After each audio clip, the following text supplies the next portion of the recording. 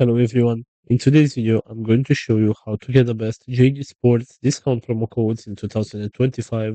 This is pretty simple, so let's jump right into it. First of all, go to your web browser and right here you'll have to search for JD Sports discount promo code. Right here, go to this website which is called Coupon Follow.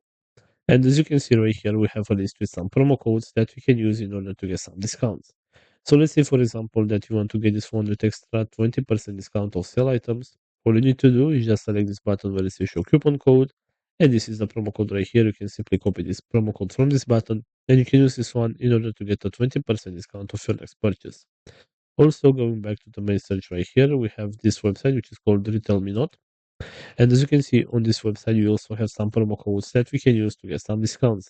So let's say, for example, that you want to get this $10 discount of select items with orders that are higher than $100. So all you need to do is just select the button where it says show code.